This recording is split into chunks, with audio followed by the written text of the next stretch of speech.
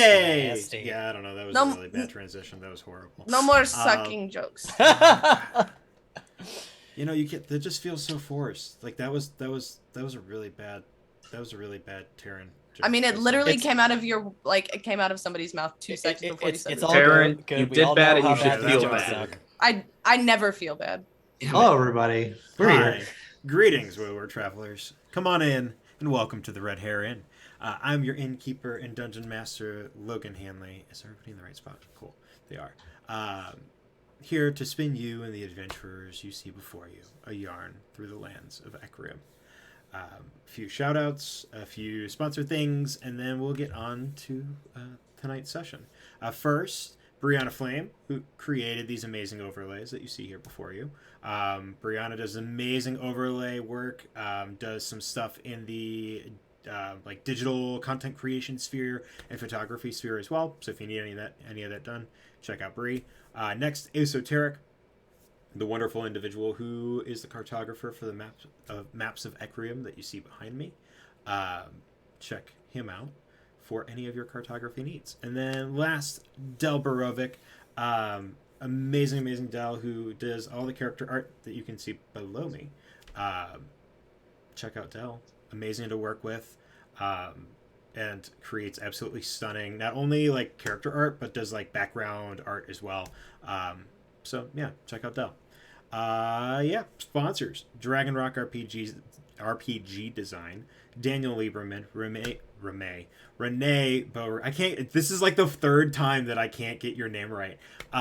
Renee Beauregard, bringing creative and unique content to the TTRPG community. Whether it's writing their own content or collaborating with other creatives, their goal is to bring their extensive expertise and experience to any of the materials that they work on. Hey, Logan, take a look. Well, hi. Hi. Casters and Castles. Thank you for the raid. Welcome to the Red Hare Inn. We are just getting started with tonight's session, so we're glad that you could join us. Welcome. Just going through the last little bit of sponsor info and stuff like that, and then we'll be getting on to our amazing cast. Next, Umbral Oculus Die.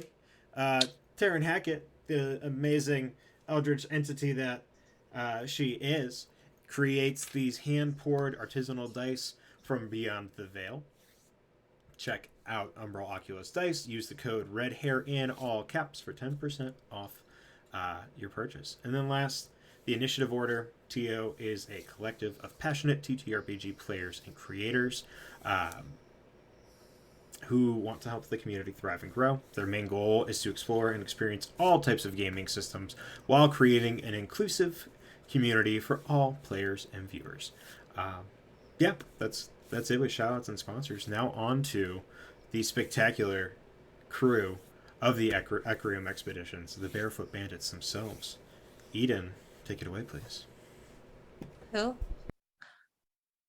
Just kidding. Hi, I'm Taryn, also known as Val Rook across the socials. I am a generally creative human, a TTRPG player and GM, and an eldritch entity, usually feeding off of my best friend suffering through the games that I lead them through, but I am also a dice maker under the moniker of Umbral Oculus Dice.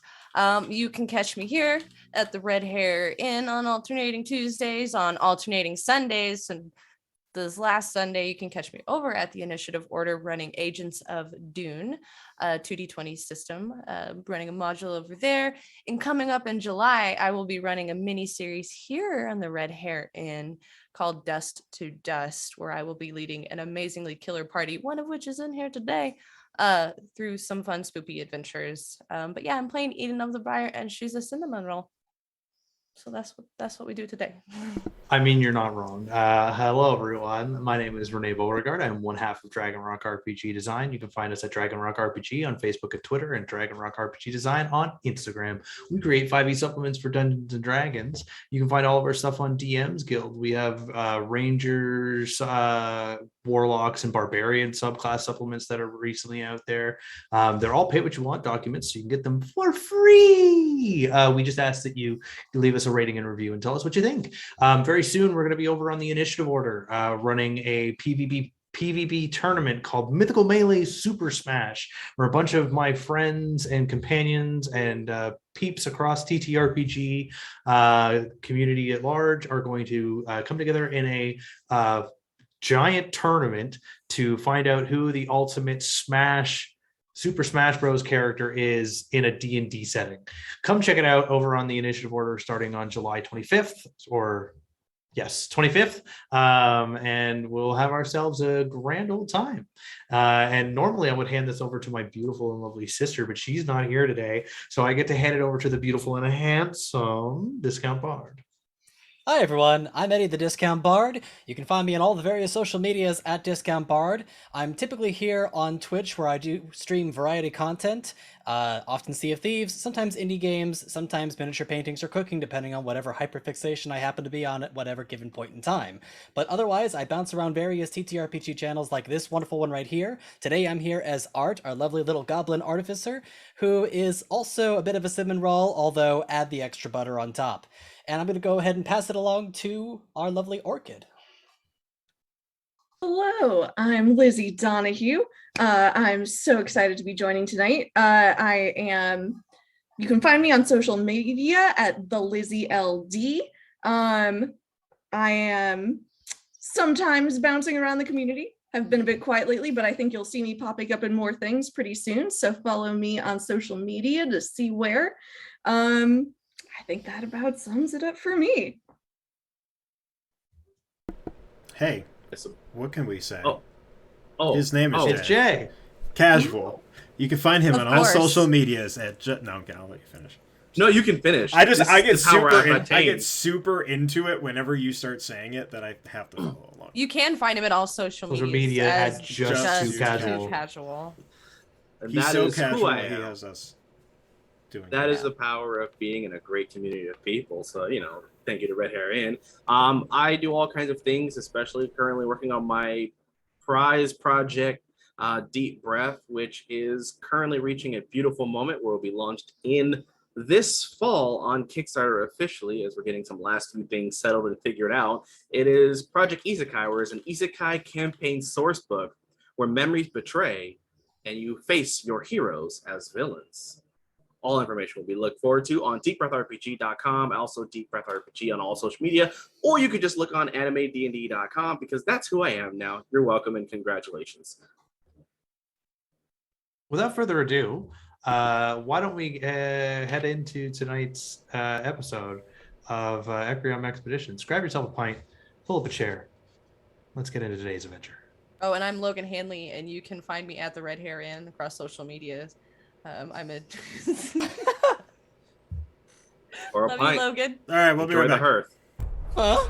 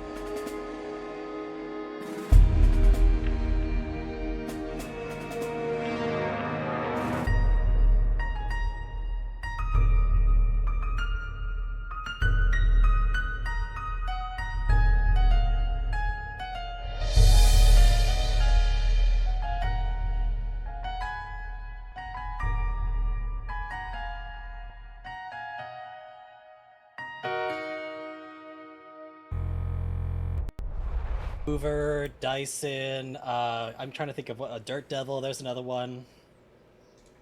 That's a lot of sucking machines. Mm-hmm. Well, welcome back.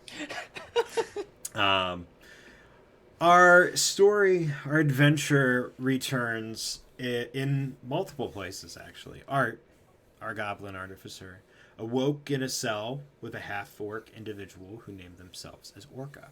The two conversed briefly with each other before their captor came in.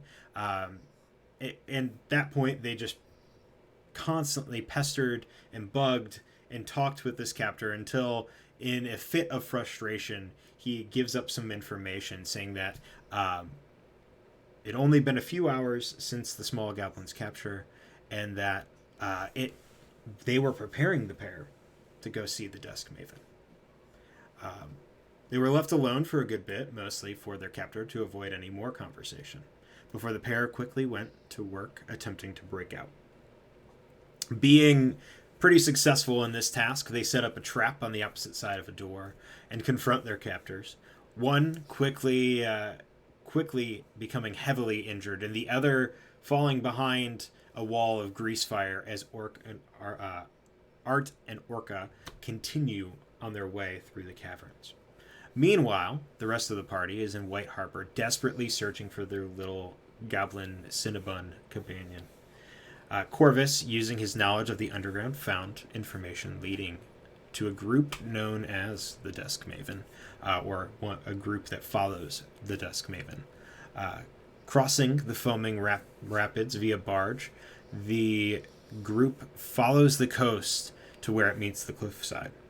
As they reach the edge where the cliff and the sand and the sea finally intersect, the party begins to hear the lovely sounds of singing high above. Some shake off this alluring song, while others fall prey to it, as a group of harpies quickly descends on the party and a brief fight ensues, ending with Eden removing the hearts of several of these individuals. Corvus sees a glint and a dark spot in the water near the cliffside, and the group finds a passageway underneath. Eden begrudgingly casting a spell on herself, and several others making do with potions of water breathing, they dive down into the depths and make their way through this underwater cavern. Now, hey, Eddie, roll a d20. Taryn, roll a d20. Why? What? What?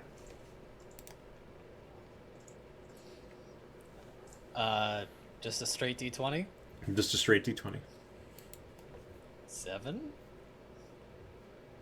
Awesome. Art, Orca, you're in a tunnel. You're making your way down. You're following through. As you've been traveling for maybe, like, once you've gotten into this doorway, we're very, very much on the heels of where you've lit that grease patch on fire. You start making your way through the hall, looking left and right for any sort of other points or doorways that you'd be able to interact with. You take a quick bend to the right, and then it slowly starts to ascend. As you get toward the top of this almost slide-like cavern floor, you notice that to the left and to the right are two doorways. The hallway in front of you almost immediately stops. Oh, well, we're at a fork in the road here. Let's see, we've already gone right multiple times, so I don't know if that means that maybe we should change things up and go left. I'm not sure. I'm gonna look around. Left. Okay. Left-hand rule. I open the door To the left. recklessly with abandon. All right. As you swing the door open, the first thing you notice, or the first thing you're met with, is this smell of almost like stale air mixed with like the brininess of seawater. Looking around, the chamber is mostly empty. In the corner, you can see there's a small cage.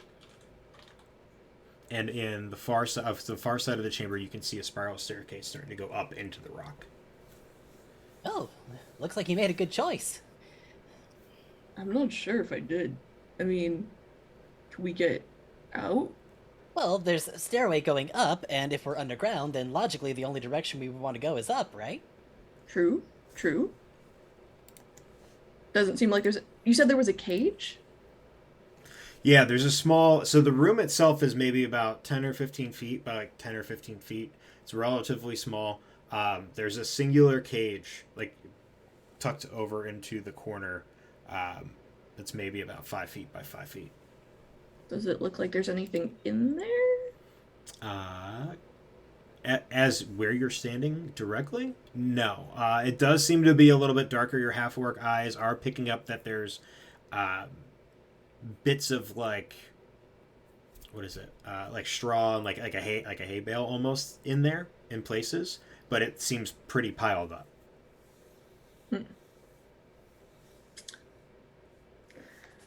Well, I guess we should, if this is the right way, then maybe we should barricade the door so they can't follow us. But if it's not the right way, that would inconvenience us on the way out.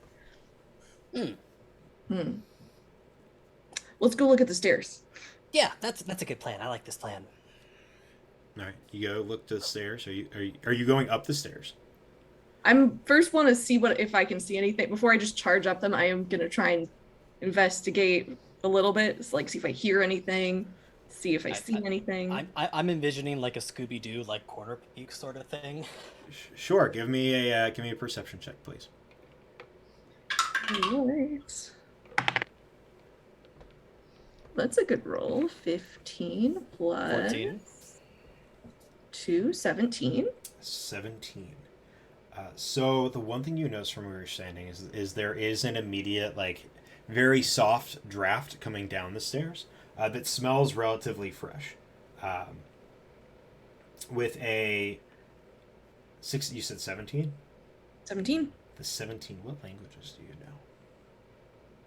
I know Orc, Elvish, and Common. Okay. With that, you'd be able to hear. You're not 100% familiar with the language, but you can get certain dialects of it out. You're catching words that you know in Elvish, but it's not fully that. And from the sound of it, it sounds like whatever individual is talking with a much, much older individual across from them. The little bit that you can hear is very much, this must ensure, and then breaks. No more coming to town, breaks. These are the last break. And the response you hear is very much along the lines, you hear the words do and please. And that's everything else. Those are like the first and the last, like toward the first and the beginning, or the first and the last words that you hear from them, from the older individual. Got it. Okay. It sounds like. No, I don't know, but I think maybe it's the boss guy and person they're trying to sell us to. Not positive, but from context of everything that's going on, I think that's probably what's happening. I don't know if I want to fight them right now, but this does seem like the exit. This sounds like we need more information. I think maybe if I get a little closer, I can see if I can hear anything they're saying. Okay, be careful. I'm gonna sneak my way closer and see if I can hear any more of the conversation. Give me a stealth check, please. Okay. I can work with that. 19. 19. With a 19, you start creeping up these stone stairs. There are a couple portions where you can notice that the stones are kind of slick, not with like seawater or with, almost like that moisture, that like sea moisture that's there. So it has a little bit of wetness to it. So a midge of condensation. Yes, that's the word. You're a lot more intelligent than I, so I appreciate that. But no, a little bit of condensation there on the stone as you make your way up, and you're avoiding a couple spots that you know would be particularly tricky for you. As you turn upward, you can see that there is a door at the top that's very slightly ajar. There's a lot of natural sunlight coming into whatever chamber lies beyond. If you're going to take a closer look, go ahead and give me a perception check, please. How is a natural 20 to you? No, not good enough, sir. No Fair. way. No way at all. No. So as you get to the top of the staircase and you kind of just peek through the door, what you're able to see is that there is a bipedal humanoid individual. Looks to be either some sort of elf or half elf, with like this rugged black vest, and then this like almost black duster that goes and trails behind him. On his back, you can see this really gnarly looking crossbow that not only looks pretty well aged, but it looks like it has a bunch of notches in it. And then on the sides, kind of poking out of the duster, you can see a pair of short swords. And the individual standing there talking, you can't quite see who they're talking to. If you'd like to lean closer, but the immediate kind of smell you get too is a lot of fresh air kind of wafting through this doorway. You do get a little bit of the lick of the sea, like the sea salt kind of spray smell as well, but this is definitely you're a little bit more above ground than you have been recently. Mm-hmm. So you said, so I see the bipedal humanoid, and that's the only person I see. I don't see the person they were talking to. No, with how closed the door is, you're only able to make out this elfish looking individual. I'm gonna try and see if I can snoop in on the conversation at all. All right. Let me check one thing.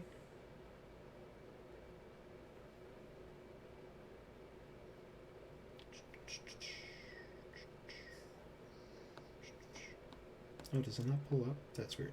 What languages do you know?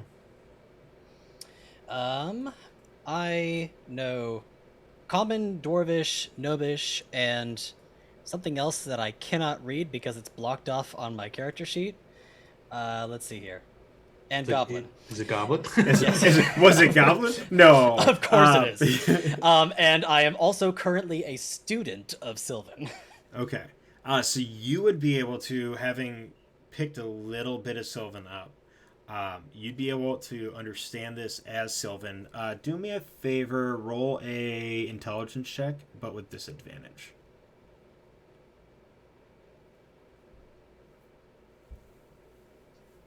Well, that was a journey. So, the first roll was a 19. The second one was a no.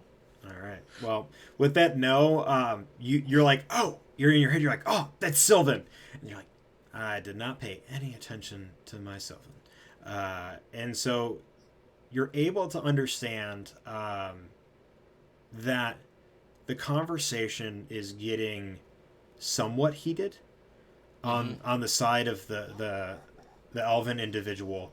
The vibe that you're getting from the older individual that's in the room that you can't see is very much of like, I'm in control here and I don't really care what you say.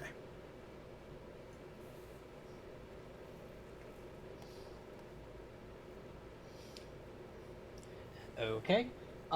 So I'm gonna sneak my way back down the stairs to report my findings to Orca. Okay. As you do that, we're going to transition to the other few.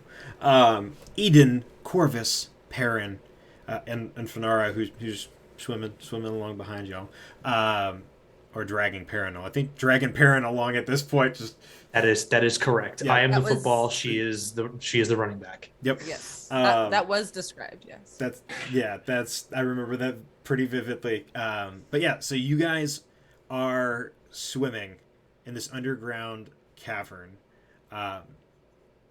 You've been going for probably about 50 or so feet now. You've kind of sort of lost count. You can turn around, you can see the light behind you from where the the cave entrance that goes out into the sea is kind of just fades in the back.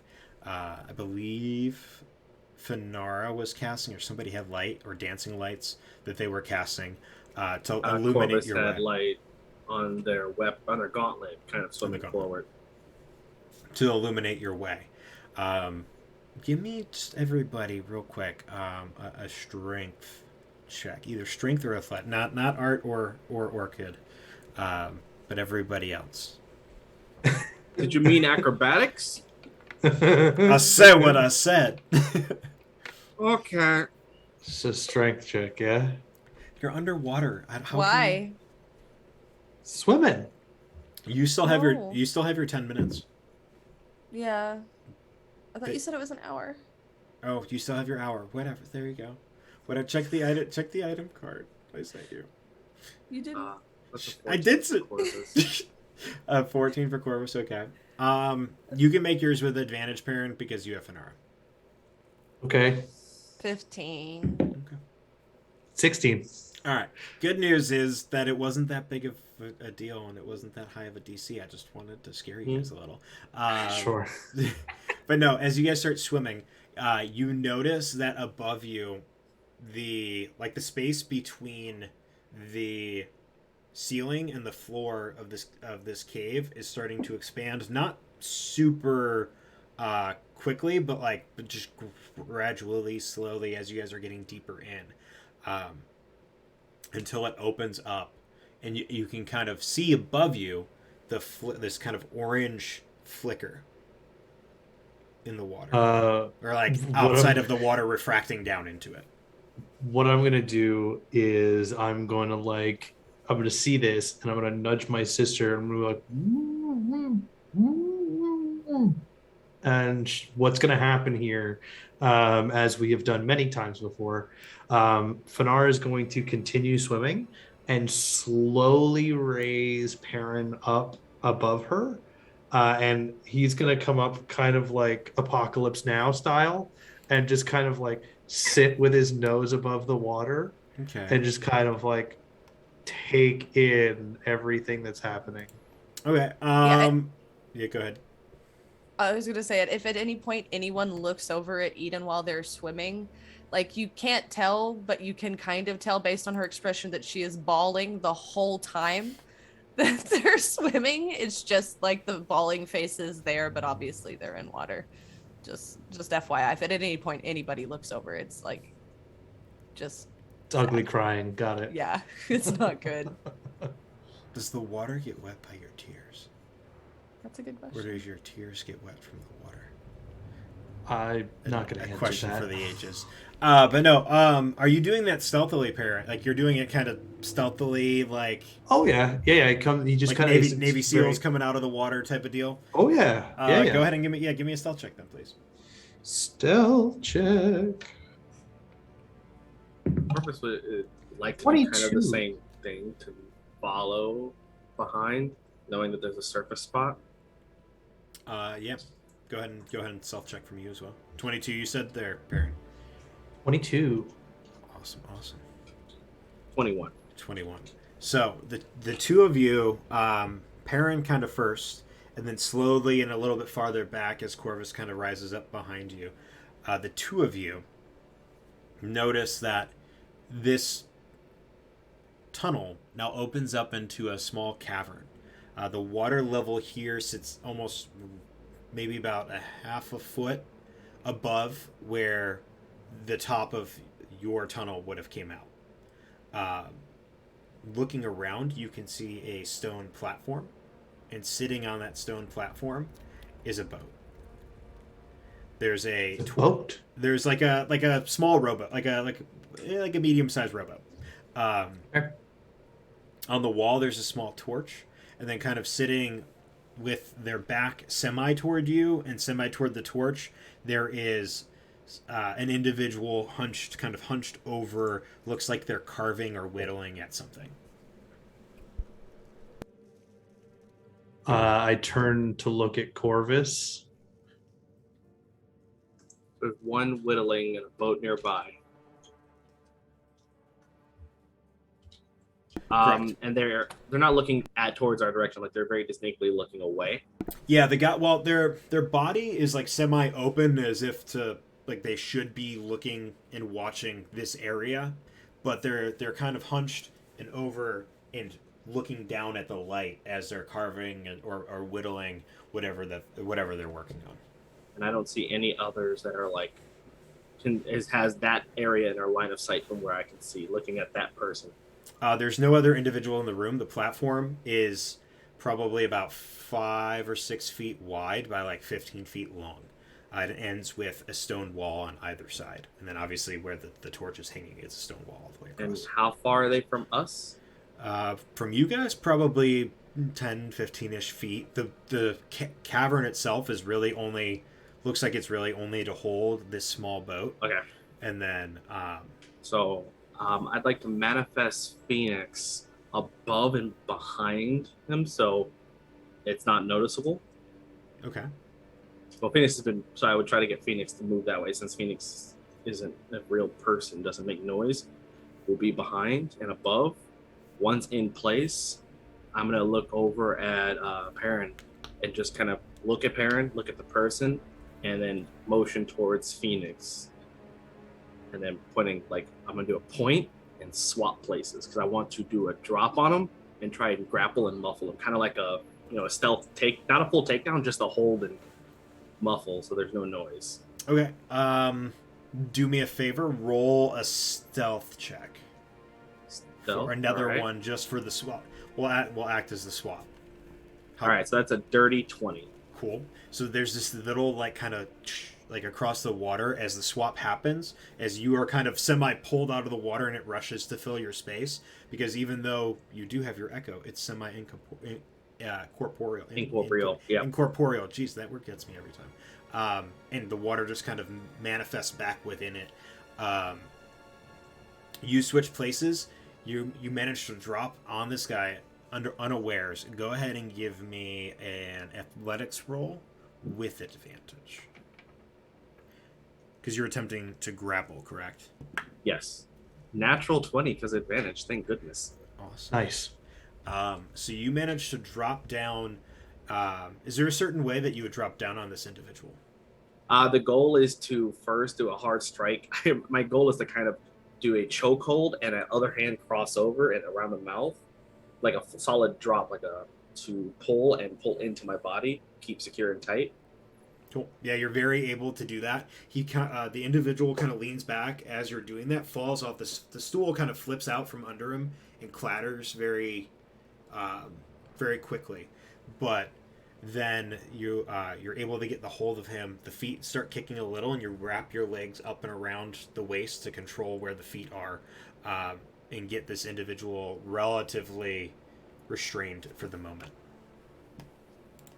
Eden will come up and be quietly sobbing, looking over at Perrin. Aaron just kind of like holds his finger up And and then while holding, points towards Corvus. you only respond in yes or no. You move your head up and down, side to side. Do you understand? Giving just a leeway under the neck to allow this head motion to make sure that they speak. See if they speak common by doing that. The individual nods yes, as if they understand. Okay. Are there more of your companions nearby? They nod very hesitantly. Like, again, it's kind of hard to tell, but like, yeah, you're getting like the chin down versus the chin rubbing left and right. Yeah, there's more individuals nearby. More than 5? You feel a shrug of the shoulders, as if to say, I don't know. And it's Dusk Maven? Dusk Maven, yeah. Are you affiliated with Dusk Maven? The head very slowly comes up in a nod. All right.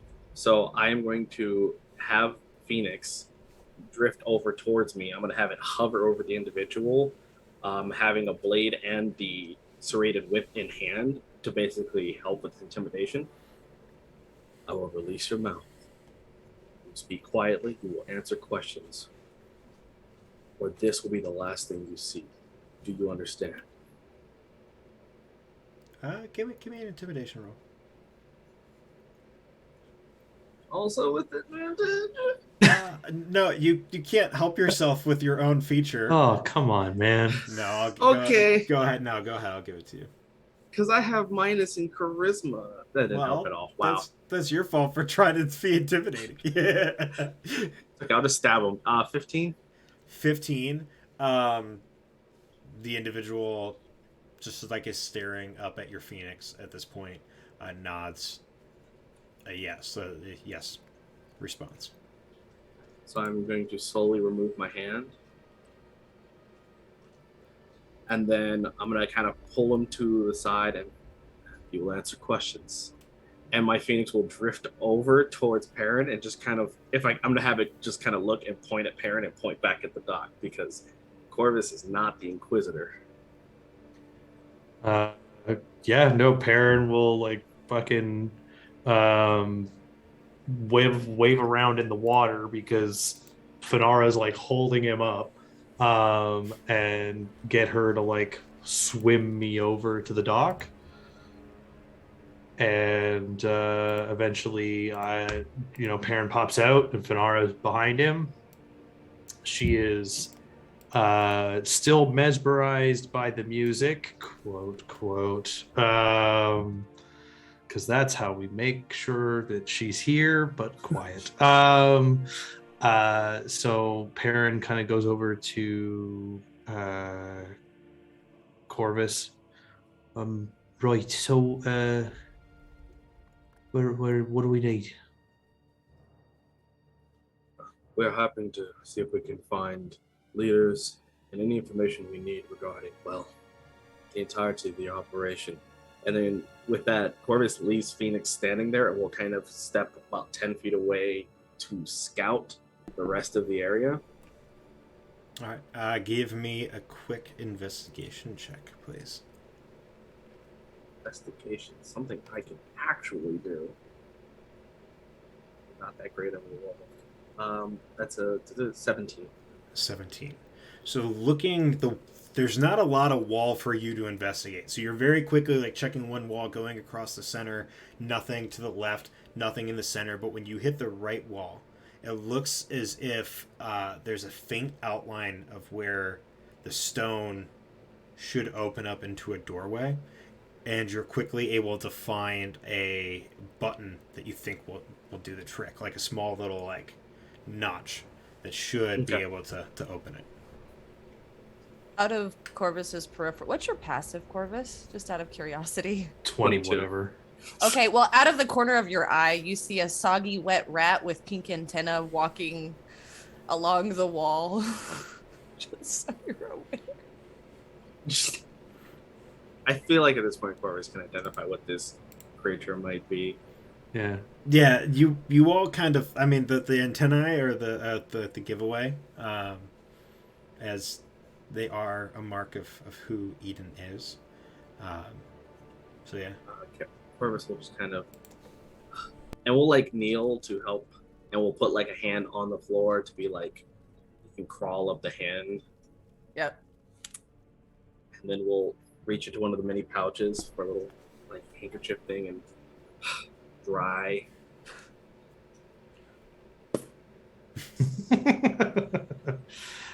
So I will go to our hostage. Yeah. Right. So, how many people are around the corner there? In there, maybe 2, 3. How many people have you come here with? I just kind of stay here. Originally came here with a group of about 5 of us. To So treat. there's 5 of you. How many people are normally here? Do you know? We kind of just got lucky and found this place. There's usually about 5 to 10 of us any given day. 5. Um, 5 to 10. Okay. but Eden Rat will start squeaking profusely and pointing and like frantically motioning. Violence is I don't needed. I don't understand rat. Don't worry about her. She's confused. So 5 to 10 of you and the Dusk Maven, Uh, or is it 5 to 10 including the Dusk Maven? When the Dusk Maven chooses to treat with us, yes. She's not always here. Technically, we're not always here. So she's always here. You're not always here. Correct. Well, okay, we're not always here, but she's also not always here, but we're also not always here together. So, like, somebody's here sometimes, but not always. I want you I to don't- know that I want you to know that I loathe you entirely. I just work and here, man. They asked me to watch the boat, so I sat here. I don't. if I'm going to be honest, that's like the worst excuse. I just work here. You could have a bit of a decorum. You could have some intelligence, man. Regardless, point being, I need you to point me in the direction of the Dusk Maven, and you doing that will probably maintain your existence and your life. So would be a And good with- idea. With that, Eden will jump down onto the dude's like chest and is like teeth bared and is like clearly threatening to like nibble off his face And with Perrin- glowing little red eyes. Perrin just kind of like reaches on up to his chest and like plucks the little rat and just kind of like holds her. If you want to resist, make an athletics check, but you're making it as a rat, so like that's up to you. Does not go well. Or It's a 4 minus 4. all right, oh, -4. Shit, yeah, you just fuck. I'm just holding her. So just a direction be nice so we can find her. I was trying to give him advantage on intimidation. Through that door, you'll take a left, follow it until it goes up, a left, it'll bring you into a chamber, then go left again, follow it until it starts going up, and then just keep following it up.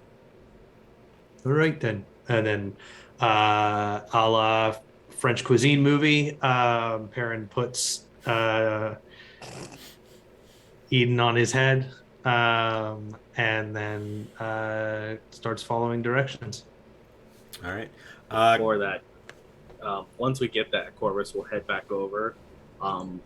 We'll bind the individuals. I have tons of rope, arms and legs, and then we'll tie him to the boat, and then cover his eyes and ball gag mouth. Cool. You see Eden Rat motioning to like push him into the water. And he just like Perrin just kind of like gives her a little poke. Hey, it's not. You got to be nice, okay? He was forthcoming. He gave us what we were looking for. There's just like quiet squeaking of like. "Me, me, me." That's not what I asked you, and that's not what I said. We have to be nice to the people who give us the information. Otherwise, we're just assholes. There's just a Someone plop threw on your his head. There's a. I was about to say there's just a plop, where the like just. Yeah.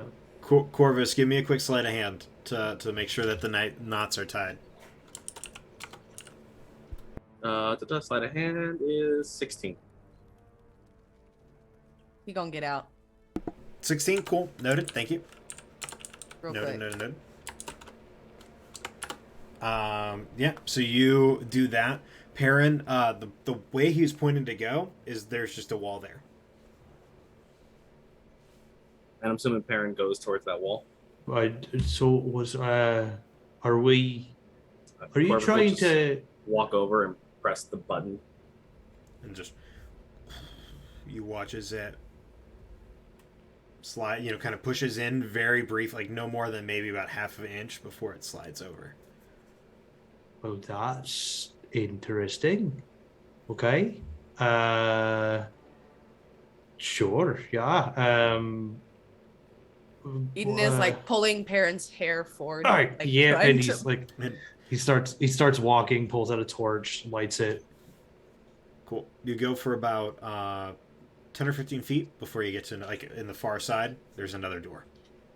It's about a little bit more than 5 feet wide, 15 feet long. Looks like a single barred. Not necessarily that it is barred, but like a single barred door. Is there a gap anywhere in that door? Yeah, it does look like there's a little bit of a gap underneath, and it looks like there's a spot where like there would be a latch to like open it up and see who's on the opposite side, like the mid, like the eye level one. Does it look like we're on the side where it is the eye level, or we're seem like on the outside of the door? No, you're on the outside. Okay. Is there by chance a place that a rat could, in theory, squeeze through, like the corner? Oh yeah, like underneath the door itself, you can 100% squeeze through. Rats are notorious for being able to go into small places. As you squeeze through, the first thing you notice looking up and around is that this room has tons and tons of crates and barrels and boxes. Go ahead and make a perception check for me. As a rat, this is gonna be great. Oh, And hey, before- natural 20 though. No, Where you if go you're so- if you're wild shape, you keep your mental that's- stats. Yeah. Okay, that is true. That is right. Well, in which case it's even better, but then that's like a fucking 26. I will say before Eden goes through, open the peephole. I can come through. Oh yeah. Or open your people. What? Cool. So with what was that, a 23 perception? 26. Or but 20, yeah. 20 whatever, I don't care. You figured it out. You solved my puzzle riddle. You can hear from, like, in between some of the barrels, the occasional, like kind of like grunt or like groan of pain, followed by like an immediate kind of like half sigh, half cry of pain and relief.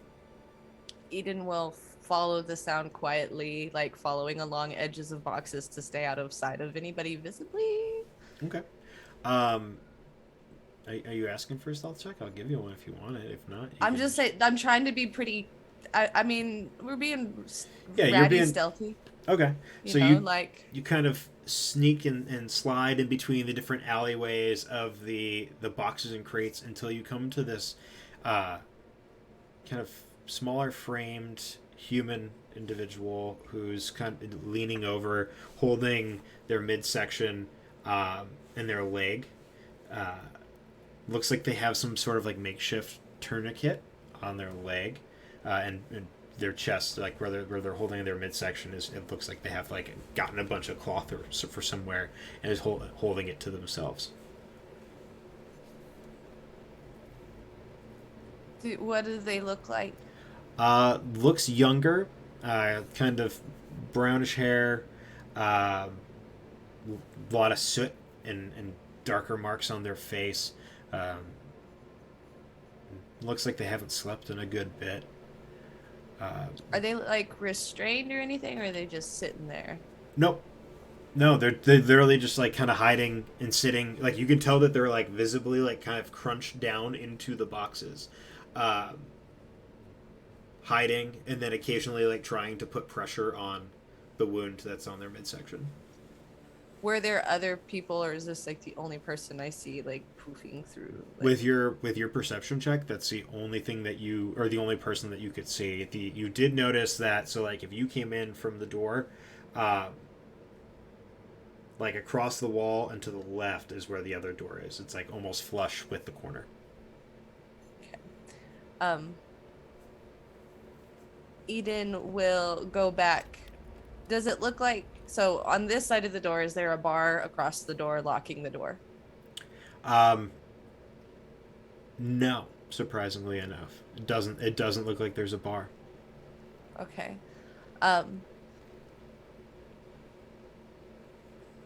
Seeing the person hurting.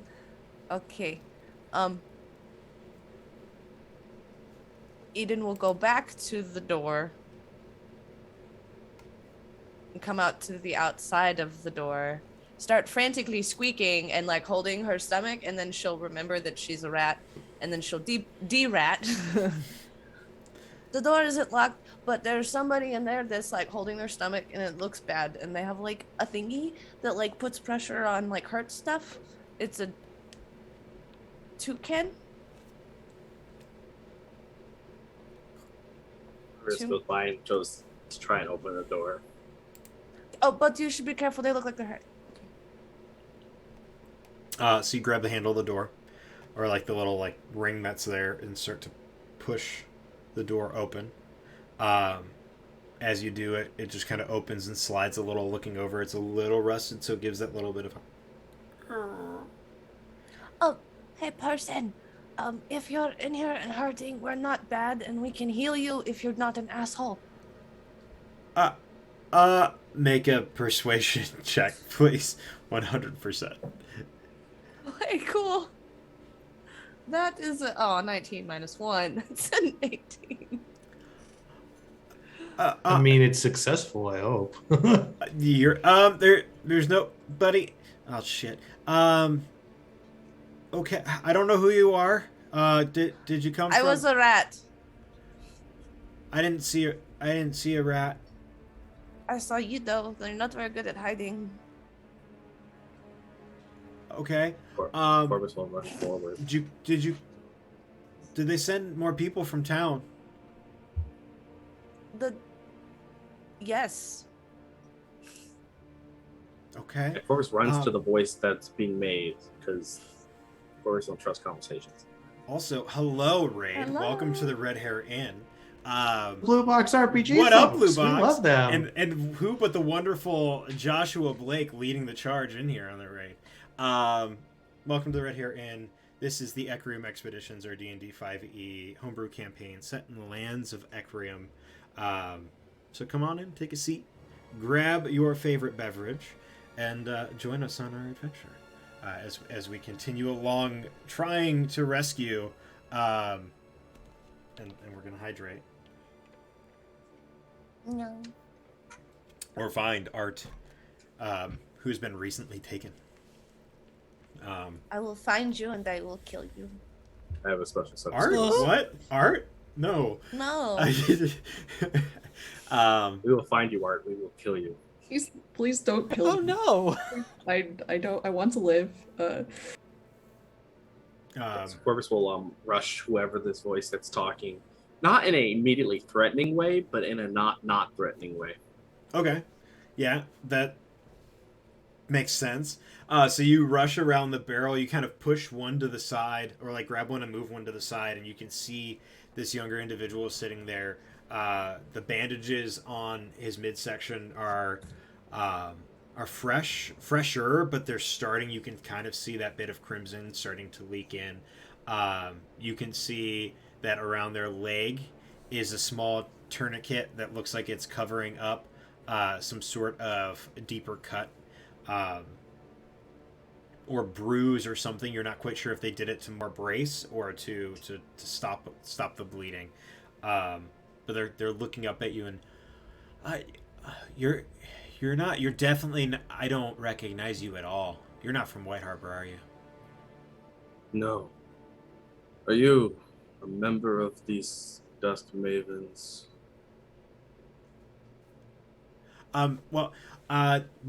We're the Dusk Maven's court. Yeah, technically. Is The Dusk Maven's court. Does that sound familiar at all? Make a nature check. No, history check. Okay. I'll make up my mind eventually. That's okay. It's only a 16. 16. Dusk Maven. You've heard of a few things called Dusk Maven, but nothing that is like of this plane. And nothing that would be seaside, if that. What did you do to hurt yourself? I didn't hurt myself. We were attacked by two of our prisoners. I don't know why. With Corvus immediately just tries to like grab him by his like the collar of his shirt? Oh yeah, very easy. So like you start moving through the boxes, and as you do this kid is just like kind of scrambling back from boxes, but as they like go to move back, they pull at their midsection kind of turns and pulls, and you could see him wince in pain, and that's just enough for you to get in there and kind of grab him by the scruff and push him up against the wall. And while doing that, I'm gonna try to do it with like one arm, kind of like a forearm pin. You have prisoners. I mean we did. I'm not. Is this a kid? Like a younger. child? I say kid in the refer of like younger 20s, like higher Okay. teens. Oh well, screw them. Then we're good. Okay. Yeah, young adult would be the better term. I think by that logic, most of us are kids. That's not true. I'm 209. It's true. That 200 doesn't count. Yeah. But yeah, younger adult Well- individual, not necessarily a kid, but Where do you keep your prisoners?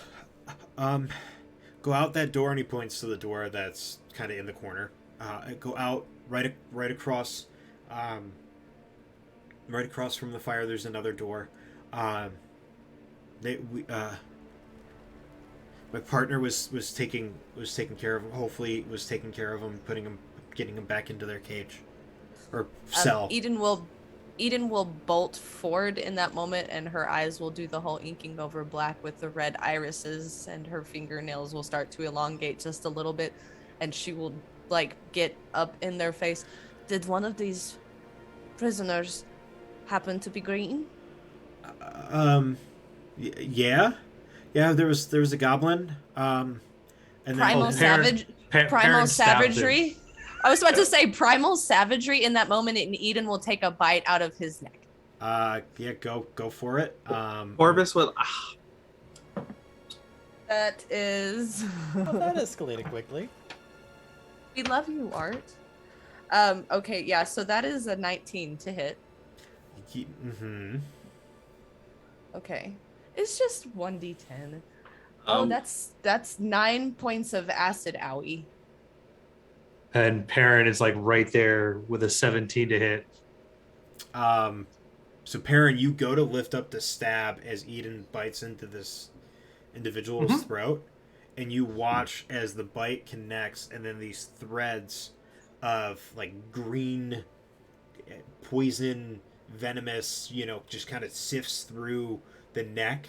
The flesh starts to begin to rot and start to fall off, and the individual's head just kind of slumps forward. Corvus I is stab going, him anyway. Corvus is going to, in response to the first thing, Corvus is going to stab Eden. He's gonna stab Eden. Got to stab at Eden. Go ahead and make a attack roll. What is that? 17. 17. Does that hit? Oh yeah. So that is going to be 2 plus that. That's going to be 10 points of piercing. Ow. What was that for? They took Art. And Eden will act like it did nothing. Like Eden will not even be phased by the stabbing, as her yeah. You spoke so adamantly about my actions against that wizard before, yet you bite and kill this I didn't person mean with... to. Perrin looking up from between both of them, slowly pulling the rapier out of his chest. I mean, he is part of. She's got a point. They took our friend.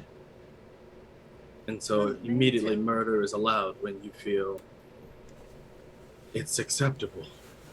I didn't mean to kill him. Like, why would he take a small goblin without dangerous reasons? We do not know yet. Murder is the first thing. No further questions, no other answers gathered, just a vicious attack from both of you. I wasn't trying to kill him. I couldn't help it. And I mean, like, I was just trying to Be a fool as persuade well. him. And Corvus just will put the weapon away and walk towards where the individual said that the prisoners were. And honestly, I think Art would be ashamed of you both.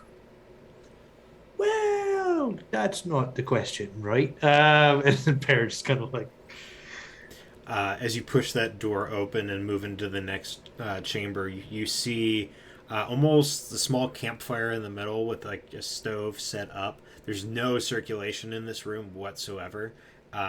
So the smoke just kind of sits and wafts at the top of this about 20-foot high cavern.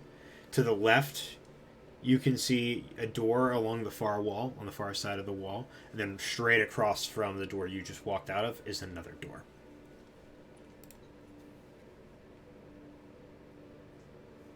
So there's two options. You would know he did tell you that they were straight across. That the cells were straight across. He said his partner was there trying to deal with them. So that would be where Corvus would be going. Corvus wouldn't think too deep beyond that. He's not in a good place right now. Cool. As you push open the door, the first thing you notice as you go to step, you look down. And thankfully you did, your passive perception being as high as it is, there's a single thread that stretches across this hallway that kind of snakes, does this S-like snake pattern. But there's a string that's strung across the hallway that would have made for a pretty gnarly trip trap. But it's already been saying it's disarmed, or I just noticed. Oh no, it's you notice that it's there. There's just this kind of taut string that's across the width of the hallway. And just beyond it, you can see that there's this kind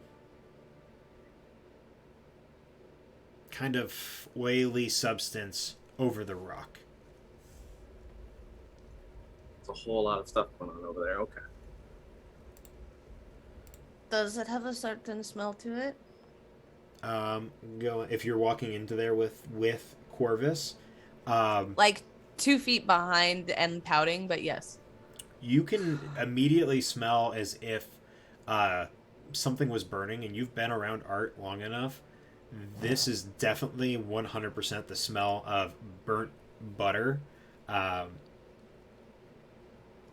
he's utilized in a very familiar way. Corvus, this smells like Art's cooking. I mean, it just smells like Art, period. But there's That's nothing true. else in this area. Well, so you see this little patch of the residue of what's left from what you'd imagine to be one of Art's grease spells, and then the tunnel kind of curves to the left a little bit, where you can see light coming down from a torch. Can I determine if there are any, I don't know, but remaining butter aromas or otherwise that I can follow? You mean in this chamber? Yeah, seeing Or, if the butter gives a trail, where it's strongest in this moment. See if it goes any specific direction. I'm trying to see if I can track it based on this spell to track Art in any way from this spot, or if I still have to go blind. Give me a survival. Let me see. I'm curious. That is a 19. 19. Everything in front of you that you can smell smells of either burnt grease or burnt butter, and then you get a little bit of burnt cloth as well. Maybe a little bit of burnt hair. So I'm gonna check out the path with the where you said the torch was, to see if that this cloth and this butter, if that smell still remains as I go that way a little bit. So as you kind of curve around, carefully placing your feet, um,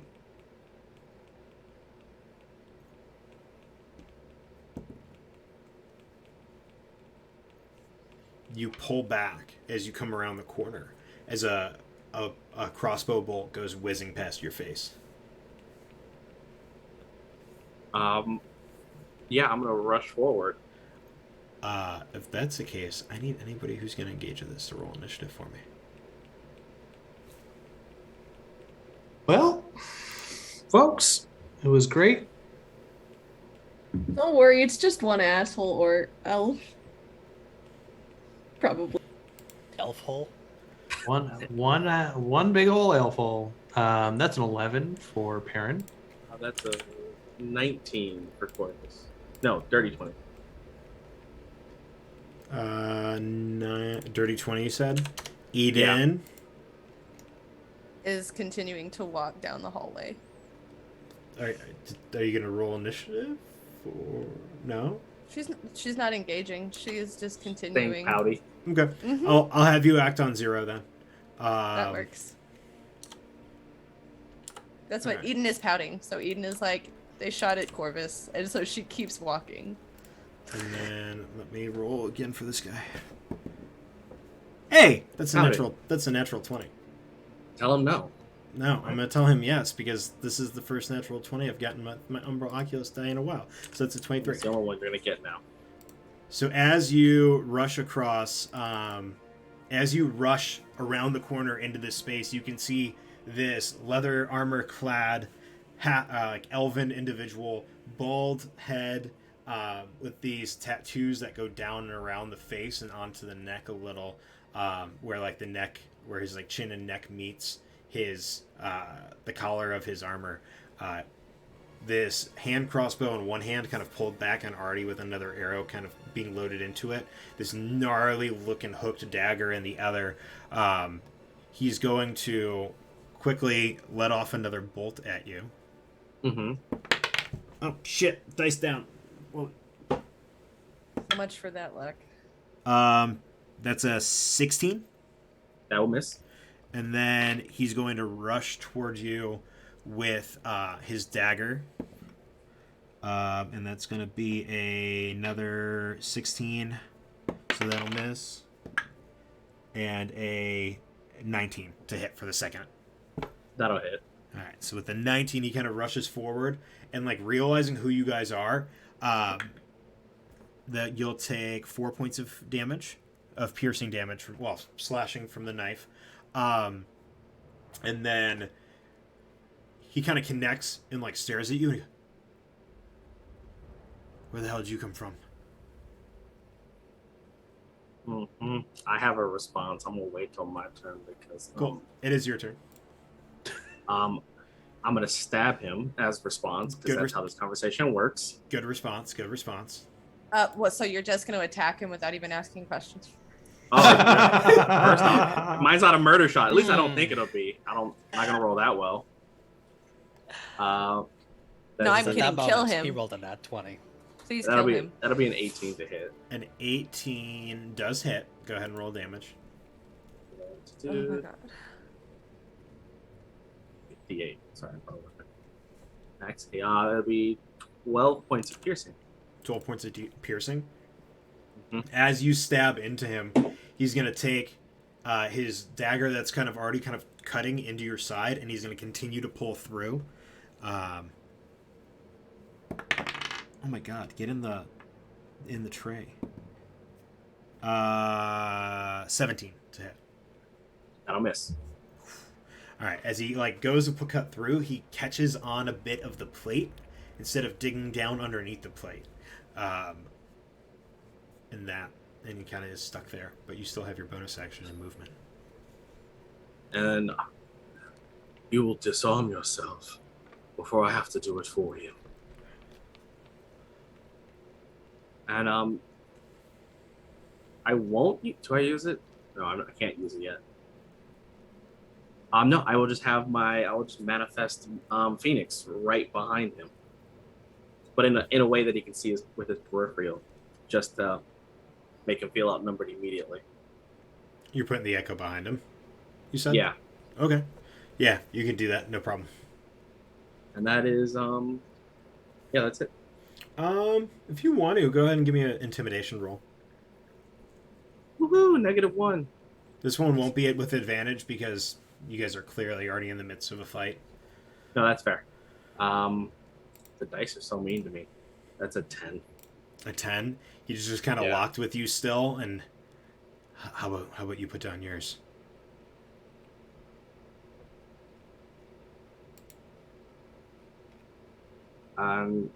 Like Corvus's grip doesn't let go, but does like a one finger whirled off to show intent, but not immediately, just to make sure.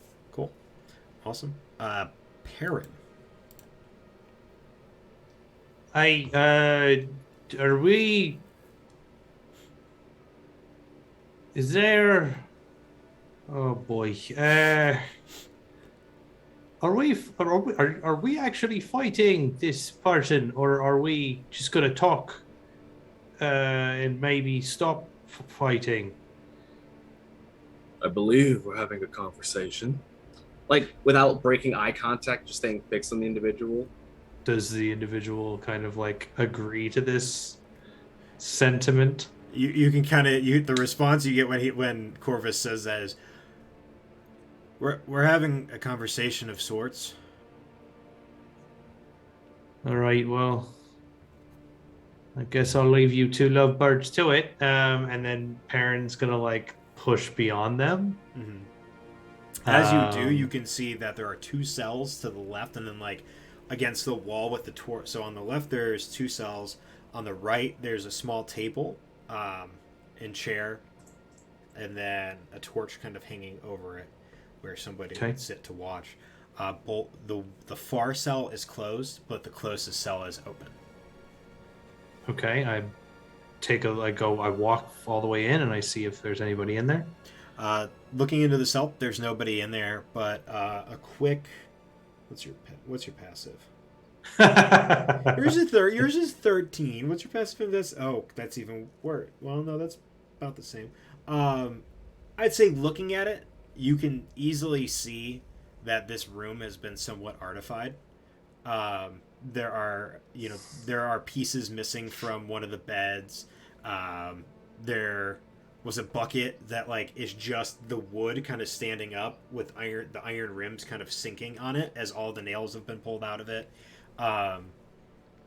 There's a giant piece of one of the headboards of the bed missing, just completely ripped to shreds by your little artificer buddy.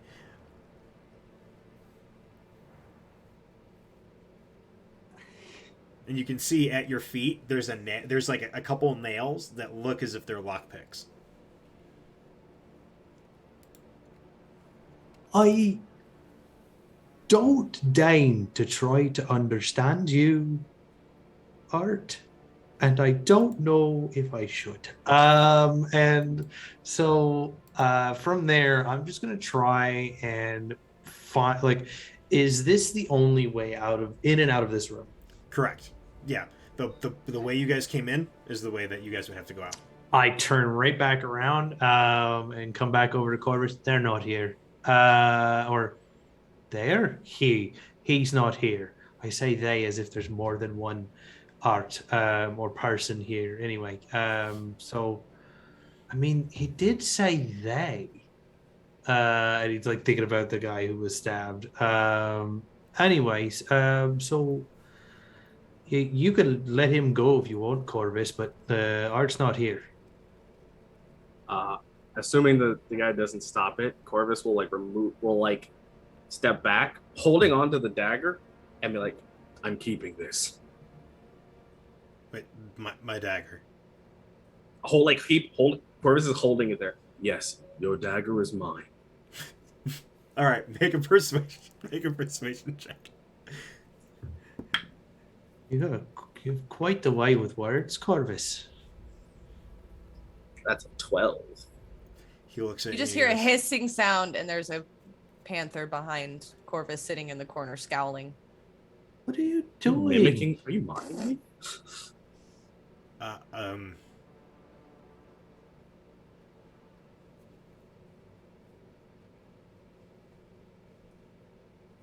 What's wrong? Corvus is not letting it go. I don't want to give it up.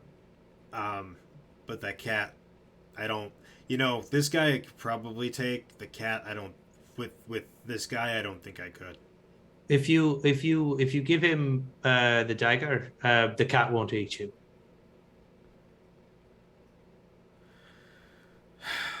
Fine. And he hands it over, and it's like this really. Okay, I don't know what it's called, but you know the talon knives, Yes. like where it has a little ring at the end, so you do the cool flippy things. Yes. All right, cool. I said something, Jay. I saw Jay's light up. It's one of those. Yeah. I go over to Eden. I give her a scratch behind the ears. Are we? Like, purring, and then continues to walk, like, tail whipping around, going back out to see. Can you? Sweetheart, are you better with your any like boops around the nose? Are you better with this? Now that you're any like gestures to Oliver. That's and Eden will start sniffing around for the smell of Art's butter. Yeah, perception check for me, please. Okay. Oh, nice. I have advantage on those too. That's why I did this. So that is 24 to sniff for butter. Talon knife is, I think, what it's called. Anyway, sorry. 24 sniff for butter. You pick up obviously the butter where the grease is, but then you also pick up. Art has this unique smell to him. There is obviously the butter, but then there's like also whatever he mashes with the butter, which oftentimes has levels of somewhat like decay or molding or rot, depending on how long it's been there, i.e. some of his fruit butters. So you're quickly able to like pick it up, nose goes, turn, you burst out of that door, leaping over that little piece of string that's there, the rest of you kind of following suit, turn the corner, or turn into that room, and then dart straight for that hallway. You start making your way up through that hallway. And I'm full speed, full 50 feet of movement. You can hear the going.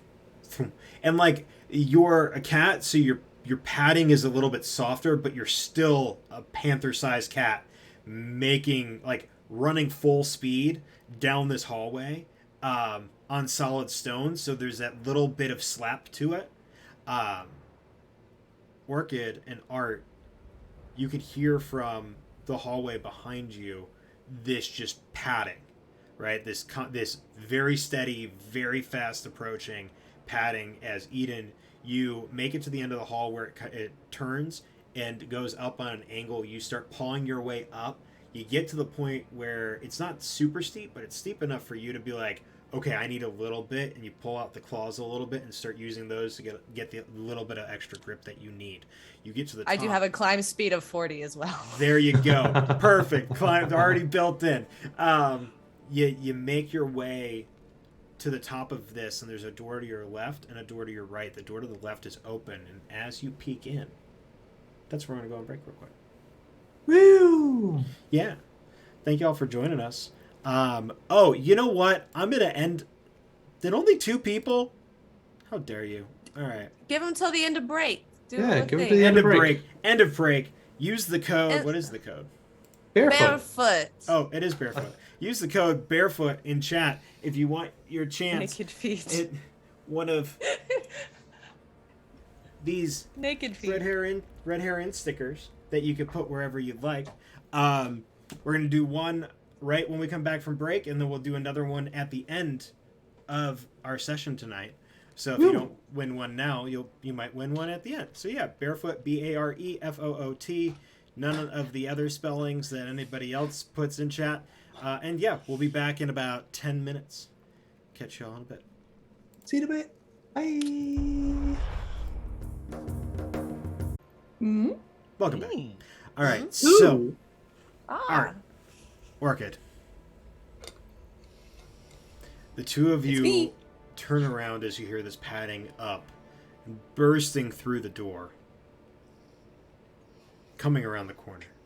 Eden, please describe what they say. So it is like a Black Panther-esque thing with like lynx-like ears and kind of like a slightly poofy tail. It does not look like anything that would exist on this plane. Definitely has like elongated kind of Fae-esque ears, and it definitely has two bright fuzzy pink antenna growing out of the top of its head. But yeah. And the paws, like the feet, are also slightly pink. Like the extremities are slightly pink. It's, goth pink cat. I love that. I feel like I may have seen a panther before, but I probably have not seen a black pink panther. You've Panther. 100% seen panthers. You've never seen a panther, like you said, that looks anything like this. This is something very foreign, almost like a hybrid or interbreeding of more than just a panther. At the trajectory that Panther Eden is moving right now, would I be able to have noticed those finer details and deduce that this is similar to things I have seen them transform into before? It is very similar, like exactly similar to things that she has transformed into before. Yeah, I would say the Eden look on animals is very similar. Especially like I said with Corvus and Perrin, antenna, like that's your first giveaway, is that like these little pink antennas that are popping out of this panther's head, which is a clear giveaway for Eden. You've also seen Eden turn into things, so you kind of have a general idea, that this is her. Wait, is Eden? And eventually Panther Eden will pounce all over Art and will just start like making meow panther noises and is like purring and like rubbing face on Art, and then is talking to Art like Art can understand what she's saying. Little buddy, should I attack it? Are you okay? No, this is fine. I'm sorry, I haven't brushed up on my panther just yet. I've mostly been focusing on Sylvan as of late, so my panther's a little bit rusty. No, this is my friend. I think yes, my friend. Could you slow down, Aiden? I'm just coming around the corner and then. Oh, Perrin? Hi, buddy. What? How the hell? What are you? Who's this? Oh, Eden, Perrin. This is my new friend, Orca. wow. Orca, this Hello. is Eden and Perrin.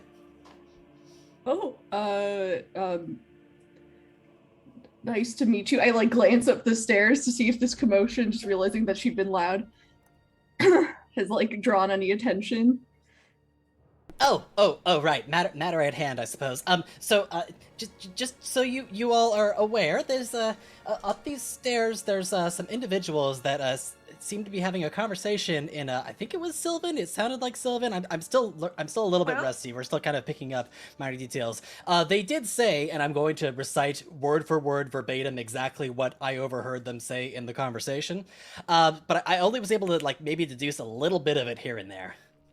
Okay, and your Corvus finally enters, trying Aiden- to adjust the knife and bandage around it because you don't want to remove it. Eden is starting to sneak up like a cave wall, sneakily, stealthily, trying to like get eerie perspective. Oh, Perrin Corvus, is like- I was wondering where you were. Hi. Perrin, as Art is saying hello, Perrin is like lifting up his limbs and like checking, like if there's any damage that's been done to Art in any way, shape, or form. Make a. And then I guess Benara probably walks around the corner too. Yeah. Probably, yeah. Right behind. Making Benara, we got Google eyes. everyone here. Well, you go missing, and then we got to try and look for you. Oh, As you he, like, guys. Pinches him on the cheek. Oh, Eden will be sniffing Art's toes and counting them. Does Art have all of his toes? Art has all the toes that you know Art to have. Okay, I then don't Eden will know like how many toes a goblin has. So. will like rub up against Art and then start sneaking. Oh, oh, toes. Yes, no. As far as I know, I woke up with all the ones that I had, so I think we're good here. What happened? How did you get here? That is an excellent question. I unfortunately only know minor details about it, and I'm going to recount exactly what the guard told me. Yeah, you would know basically that something went over your head. You got drugged of some sort, and then you were brought here. And yeah, and then apparently they said something about a sacrifice, and we decided that was about the time we probably wanted to not be here for that. So no, technically, I was guessing sacrifice. They didn't really know what we were being used for, but they wanted to hand us over to some like people, and I think they're upstairs.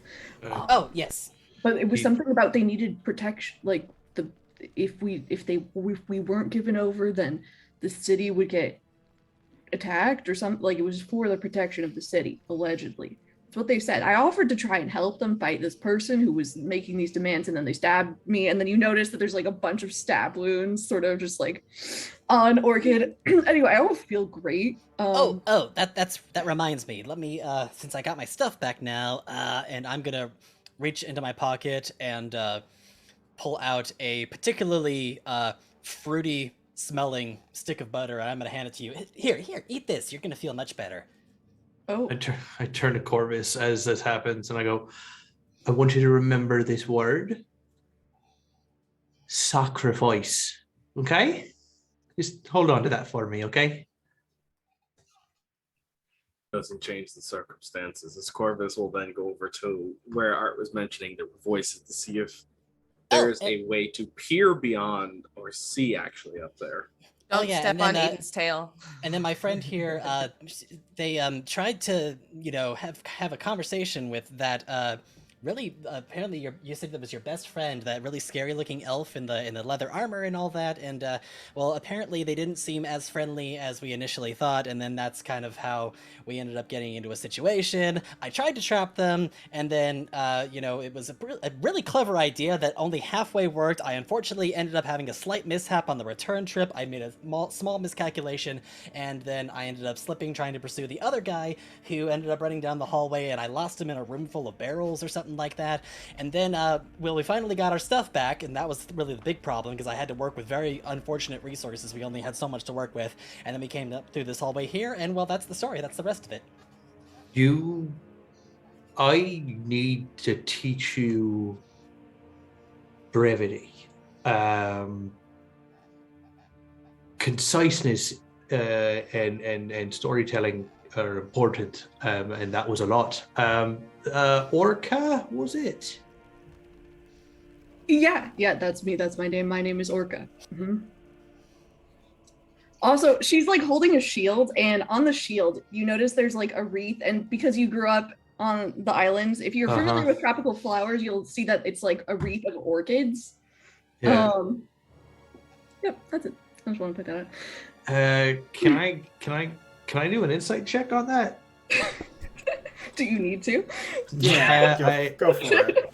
I kind of do. I feel no. The answer is no.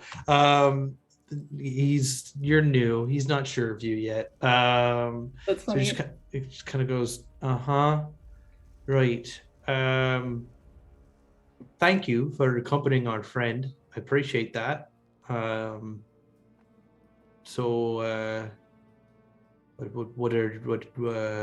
are we waiting for? Are we going to go up there?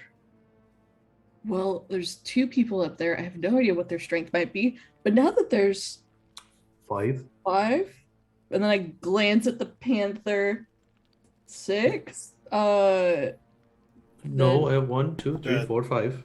The panther is not there. Also, Eden, I'm gonna answer you via voice now because I was trying to type it out. Yeah. So basically, you've gotten to the top of the stairs at this point, sneaking away from everybody, including Corvus, who did not notice you leave. making your way up, softly padding up the stairs. You get to where this crack in the door is. Looking in, you can see the small stone bench, stone altar that maybe goes knee height on the kind of far side of the curved wall. You don't hear any voices, but the one thing you can pick up with your enhanced sense of smell is that there is it smells very much like a roost, or like where birds would be, and not like one or two. Like there are a lot of birds or something of the avian variety passing through here. And it's just like that's all it is up to the top of the stairs, right? So yep, you circle the top of the stairs, you get to the door. The door is cracked open, like to the point which you could see. But other than that, unless you go and open up the door, not else a whole lot you can see. You can tell that the sun is starting to wane a little, but there is some sort of natural sunlight that's coming into the chamber beyond. Like just barely, like. You do like the Scooby-Doo head peek.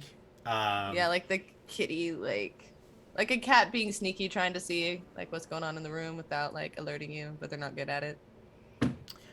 So you peek in the room, and the first thing that you can see is that it looks like there on the far side of the chamber there's another set of stairs that go up. But this room is a very wide open chamber, maybe about 30 or so feet. It's more circular, so it's like 30-ish feet diameter, maybe a little bit more. The side that would be facing the sea is completely open, and there is probably about a good 15 to 20 foot ledge that extends out over the cliffs. Looking above you as you kind of poke your head in, you can see that the rafters have these weird kind of structures, objects kind of dangling down. Make a history or actually make a nature check for me. Okay, that's good then. At least that's a 17. A 17. So you've seen these before. You've seen these before in a number or in a variety of birds that you used to kind of keep, or your sisters would keep, but you've also seen them and heard about them in the stories that your sisters told. This looks like to be some sort of roost for what you can now kind of put two and two together to be harpies. And so there looks to be about a little bit, right around about a dozen of them, all told. These kind of sacks that are almost like nest-like, filled with straw and dirt and grass, that are latched up onto the ceiling of the cavern.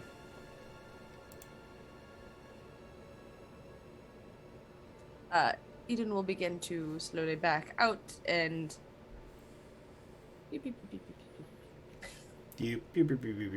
Back down the stairs. No problem. What is it eating?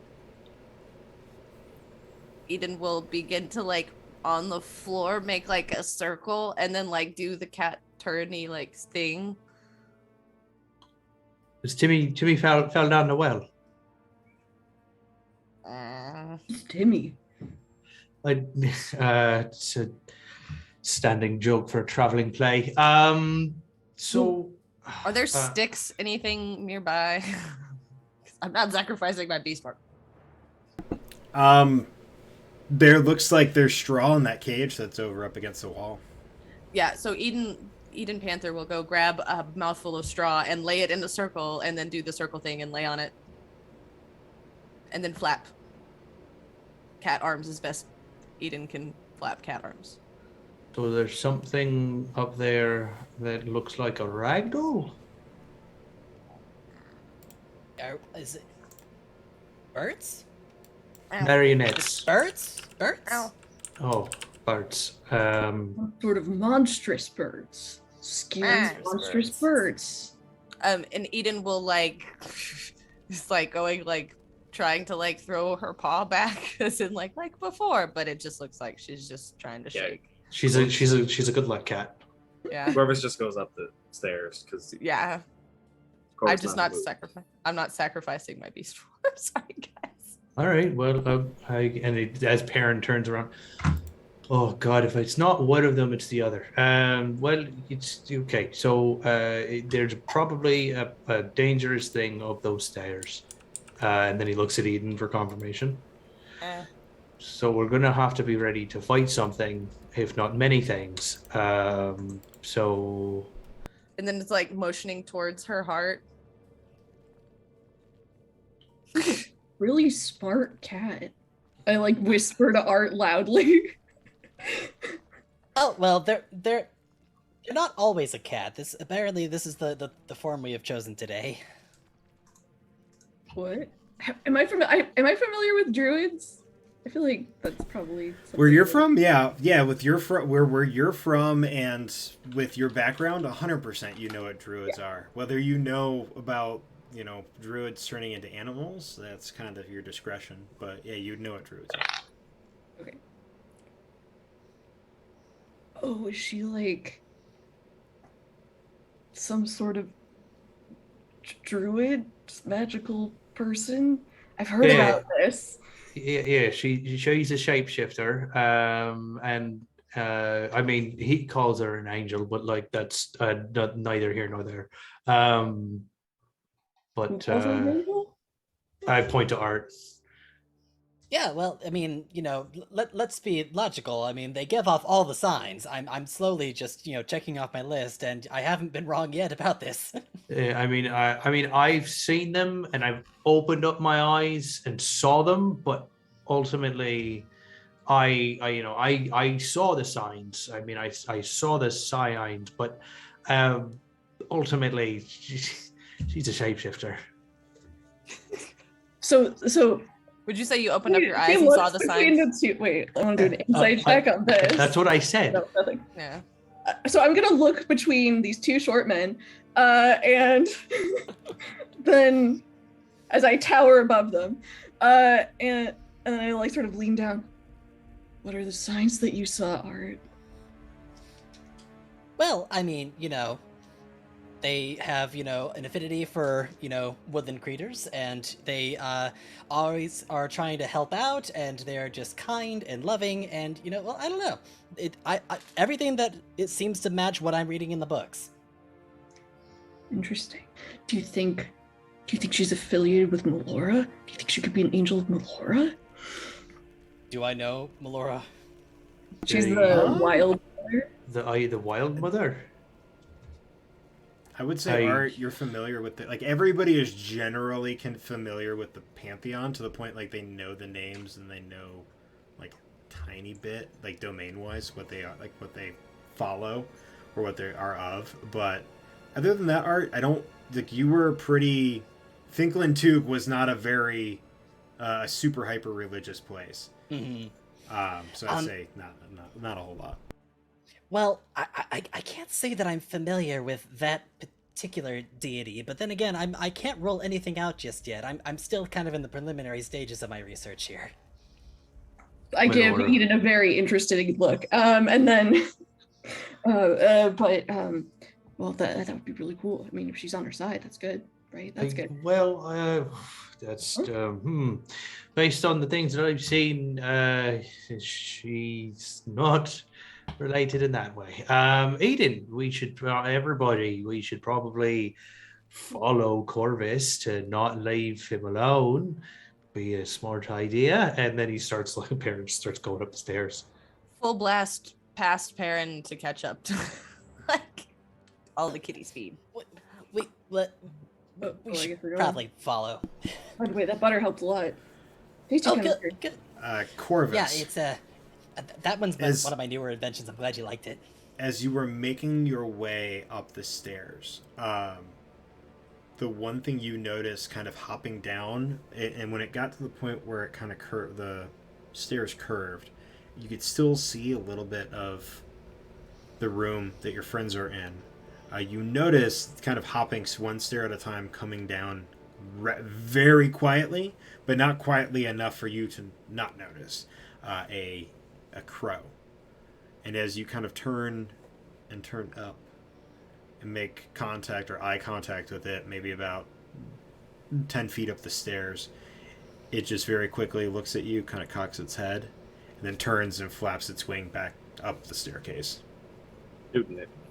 Go My ahead. crossbow. Yeah, go ahead and make a attack roll for me. Not gonna talk to it first. Oh, it's so funny. You're never gonna let that go. I Oh, love never. it. No. It's a dirty 20. Dirty 20. Yeah, go ahead and roll damage for me. The bird just poofs. It's gone. Is it plus 2? Wow. That's going to be 5 points of piercing. 5 points of piercing. Yeah, as it hits, the bird just kind of into a fluff of feathers. And then, like, whatever remains obviously falls onto the stairs and kind of clatters for a second as it makes its way, like sifts. Definitely seemed like a regular crow. From what it looks like, yeah. Corvus gonna scoop it up by just with the guarded hand, just to do it while still getting up towards the door, to double check that this thing is not magical of any kind. If I can see anything that's off about it. Eden will swat at it. Yeah, Art. If there are any feathers left over, Art's gonna collect them. Oh, yeah, there's plenty. You can grab probably like a good dozen. Give me a Arcana check, Corvus. I'm not. Yay, knowledge is something I have. Proud of you. I'm gonna use that one inspiration because that was bad. That's gonna be an 18. An 18. From what you can tell, does not seem to be magical in the slightest. This seems to be a mundane, living, or well, was living bird. I'm Swat, gonna swat. take a few of the feathers and pouch those. Throw Swat, feathers swat. are really good, and we'll throw it behind and keep going towards the door. Okay. Catches Crow. And does like the kill thing. And You then do like the pounce, shake your head. yeah, like the like kitty eating their food, like shakes it to death and then carries it happily behind Corvus. Okay. You make your way up the stairs to the top, where you can see that the door is probably like about a third ajar now. The room beyond, you can smell the fresh sea air coming in. You can make out bits of hay and straw and dirt kind of littered across the ground. The small bench, shrine, stool, or like altar looking thing over to the left of the chamber above you as you start to like kind of peek in, Corvus, because I know you wouldn't just like full in go in, but as you start to peek up, you notice these nests, these roosts up above you in the stairwell on the opposite side that looks like it continues kind of upward at a steeper angle. I just see the roost. I don't actually see anything in the roost.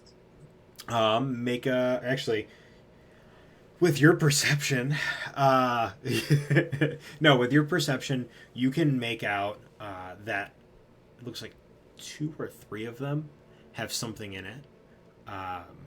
You can't quite tell what, but they seem to kind of have this combination of this sway and like the occasional bolt from shifting, or like you can tell like where it's been shifted or moved. And then in the center, you can see one kind of larger one that has some offshoot connections to a couple of the others. But that one doesn't seem to have anything in it. I will describe what I see to whoever is. Cause I'm assuming everyone is relatively close. Yeah, I'll they're be all relaying stacked as up I right see behind it. Scooby-Doo heads. Corvus does not do Scooby-Doo heads. Corvus very distinctly is like, please, personal space. As art, Scooby-Doo heads between Corvus's Anyway, legs. yeah. But you said there's another stairwell kind of like on the other side that kind of... Correct. How far from where we stand is it, like... Clear across about 30-ish feet, give or take. Okay. So, I'm going to manifest my echo on the other side of the door. Okay. And then I'm going to have it move to the end of that 30 feet. Oh, you're gonna have it like move across the chamber to the other. Yep, I'm going to have it drift over to the other side. And it doesn't make any. It doesn't make any noise, right? It's just very Nope, silent, it's incorporeal, passive. so there's no Cool. noise. Cool. So you watch as this this drow that you see before you kind of just pulls a shadow version of themselves and watch as it moves and shifts through, walking all the way clear to the other side. No problem. And it's now in the other stairwell? It's now kind of standing in the other stairwell, yeah. All right, I am going to have it move slightly further and swap with it. Cool. Very easy to do. You watch in a blink of an eye this almost like poof, very much like a phoenix where it like just burns away, but it's a shadowy smoke as Corvus, you are now shifted and moved and trade places with your phoenix. From this side, do I see anything different? Do I see any more details? Yeah, so peeking around, one, you can see that the staircase that goes up for about maybe another 20-ish feet before you're hitting some sort of like sky. Like you're looking up and you're seeing the sky. Okay. Yeah. And then, but like looking around the corner, you can see that there are a number of chests. You're not quite sure what's within them, as they are mostly closed. There's one that's semi-opened, and peeking out, you can see sheepskins and other sorts of like cloth-like material that's more animal-made. Looking up, you can see that indeed in the ones that you had identified that there were creatures in, you can kind of get a turn and get a better look at these roosts and see semi-peeking out hands or feet or the occasional like feathered wing of 3 of these creatures that you had fought down below. So I see 3 of them in the smaller nest, but it's nothing in that bigger one. Nothing in the bigger one, correct. And we haven't encountered anything that would match the size of that big thing yet, right? No. Even the ones that you had fought, they were all roughly the same size. There were some that were a little bit more emaciated or like, hungry looking, but in general, they were all roughly same shape size. So hopefully, I think they can still kind of see me.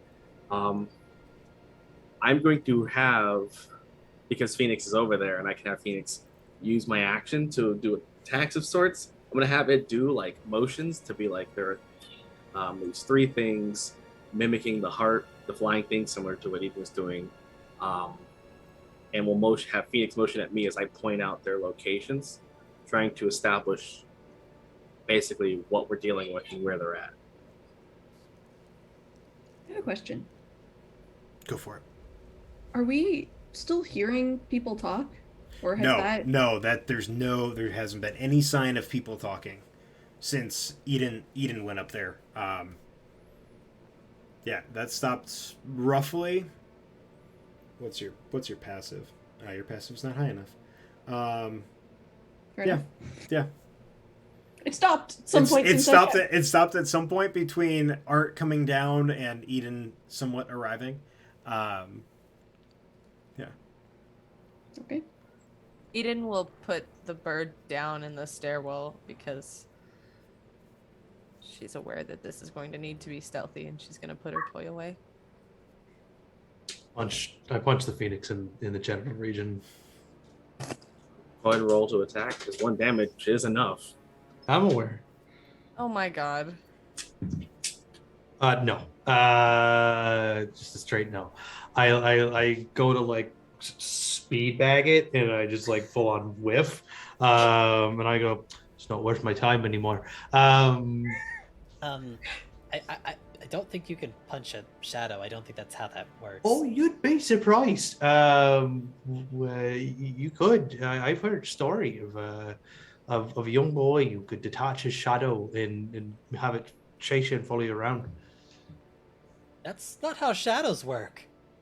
But then again, I suppose that this right here is already in direct contradiction to any of my current understanding of shadows. So I don't know. Maybe I don't fully understand the nature of shadows as well as I think I do. Hopefully you'll learn something. And when Eden says anything, it's just like parents' natural instinct is just to like reach over and scratch her behind the ears. Yes, yes, dear, absolutely. I'm gonna have to research a way to communicate when this is a thing because I would love to know what you're saying, but unfortunately I don't speak Panther. Corvus will switch back Oh. with Phoenix. At which point, when you say that, Orca goes, "Oh, I can talk to animals sometimes," and she casts Speak with Animals on herself. Very nice. There we go.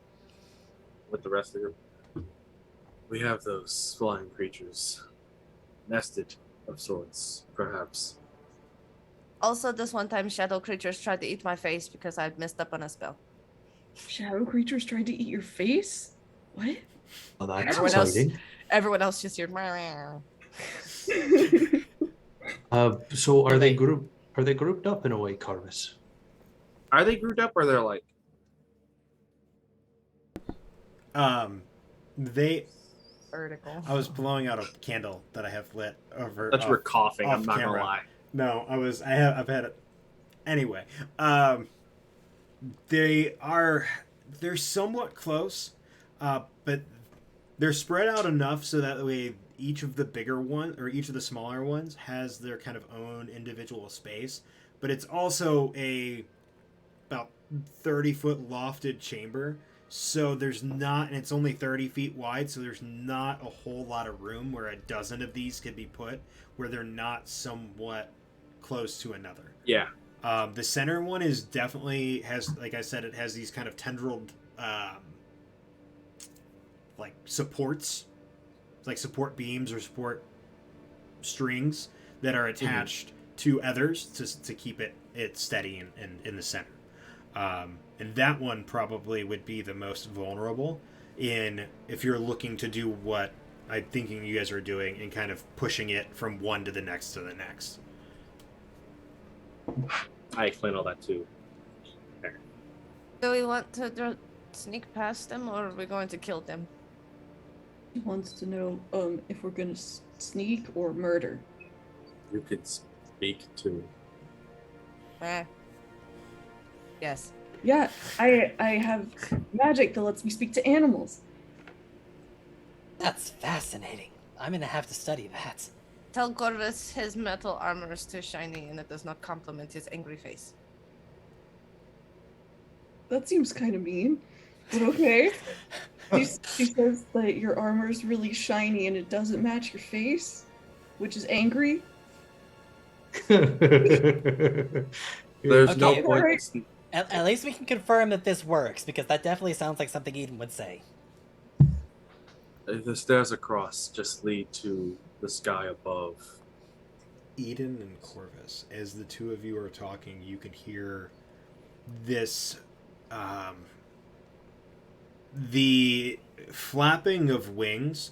And by wings, I don't mean two. I mean, from the sounds of them, it sounds like at least a couple dozen smaller birds as they flock into this chamber behind you, and begin circling and moving around.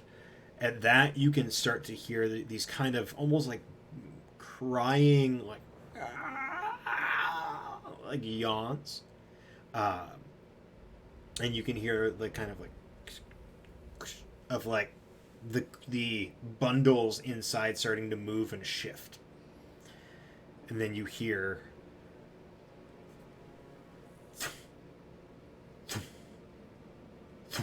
as it sounds like whatever was in them woke, shifted, and exited the chamber. And with that, you can still hear the cacophony of the smaller, they're anything like the thing that you killed, crows that are moving and shifting around the chamber. What do we see when peering through the doorway?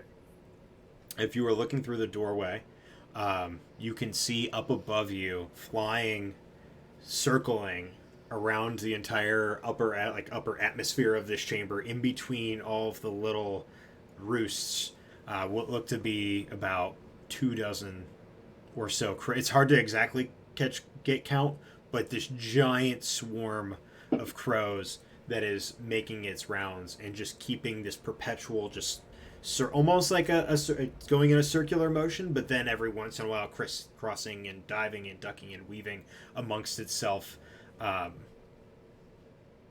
in the upper portions of the cavern. That stairwell seems like the only way to get to the outside from here. That or going back down the way you came. Correct. So Corvus will relay the fact that these crows are swarm circling, and that the only way out is through the stairwell the opposite side. So then we're going, right? Yeah.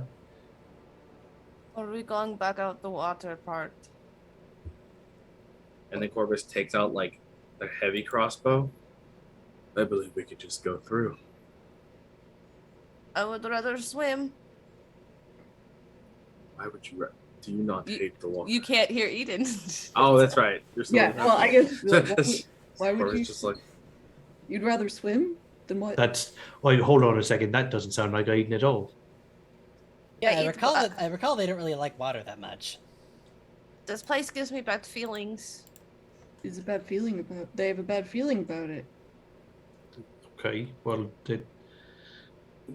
it's okay. Well, What's your bad feeling? Like those crows are just gonna all like peck, peck, peck, peck, peck, or like something. I was else. you can tell them when I was in water that time that all of the Flappy Bird ladies were around the water and wouldn't let me out. They said that there were a bunch of Flappy Bird ladies who wouldn't let them out of water. okay, but like that's the thing. We got to try and get rid of those Flappy Bird ladies, because if we don't, then they will make more people not get out of the water. So what we're saying is that these are bad birds. Sounds like it. Fine, but they eat moss. And Like- then while standing there, Corvus will like aim the crossbow like randomly while keeping an eye on the crack of the doorway, and will try to fire a crossbow bolt from Phoenix, which is on the other side of the stairwell, to shoot the crows. To the crows. Yeah, just to see what happens when they're disturbed. Okay. Go ahead and make an attack roll for me against the crows. So you're not going to talk to the crows? You're just going to shoot at them? Do you Really? actually say that? do you have No. to murder I can't. every? Is your first resort really just to murder things? That's a 22 to Love hit. you. I mean, there's an efficiency to it. A 22, yeah, 100% hits. Actually, do I have advantage? Because technically I'm hidden. Technically, there are at least 24 crows circling around, and they could definitely see your shadow. That's fair. Okay, so then yeah, that's just going to be a 9 piercing. A 9 piercing. Awesome. So you shoot into this, and you can see that the bolt does take out, a couple of crows as they kind of pings off against the upper portions of the chamber and falls and clatters to the ground with, crows stuck in it. At that, the crows circle one last time, and all in unison with this giant kind of caw flood out of the chamber completely. Oh, Through the way where Phoenix was standing? Through not another through, opening. not through the way, but through that giant opening with the ledge. They came in that way, and then they came out that way. Right. Oh. Okay. So that makes it easier. Can we now go up to where the ladies went? Yeah, Okay, and then also, I don't know if I mentioned this, but there were two like scary sounding people. Mhm. I don't know where they went, but they could be up there. So we should just be prepared for anything. Yeah, they were the Sure. ones who had that conversation I told you about earlier. Okay, right. I just want to say, for the record, the more time we spend talking about it, the more time they have to be ready. So You're let's right. go. yeah, once the Okay, coast clear, go. Corvus will swap to and keep going, so And that Corvus has that headway to keep going. Panther Eden will full speed after Corvus. She knows I've got small legs, and just Baron just following after. Perrin. So as you start running across, as all of you start darting across, Perrin, I need you to make a strength saving throw. No, you don't. Good. I hate this already. Okay, so let's see. Oh boy. Okay. That's a 15. The 15. Very quickly, you notice out of the corner of your eye as you're darting through. One didn't leave. And it loops, like kind of falls out of its roost, drops to where you are, grabs you by the arms, and pulls you out with one giant flap of its wings out of that main, like that giant open area, over to the balcony and out of sight.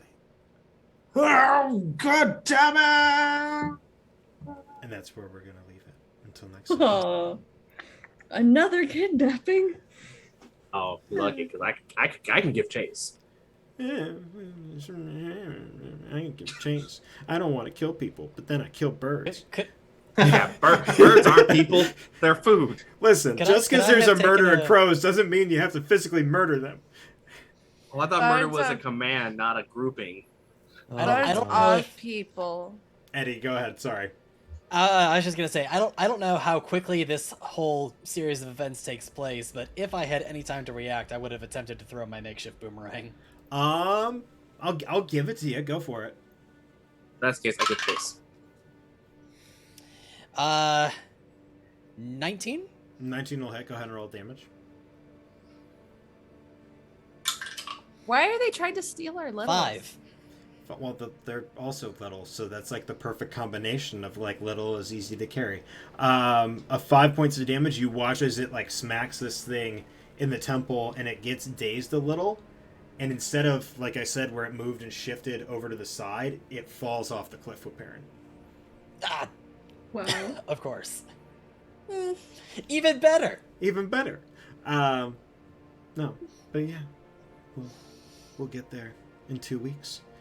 Oh God. Oh hey, oh shit, damn it! Nobody reminded me, so I never did the. The giveaway? Yeah. See, this is why. So at least we I'm got wrong one when we with get to go. We get to do one when we end. It's okay. We're all Yes. good. This is true. Put the word barefoot, Barefoot, in chat while we go around the horn and have everybody talk about who they are, what they do, and all the cool things. Starting with the lovely Eden of the Briar.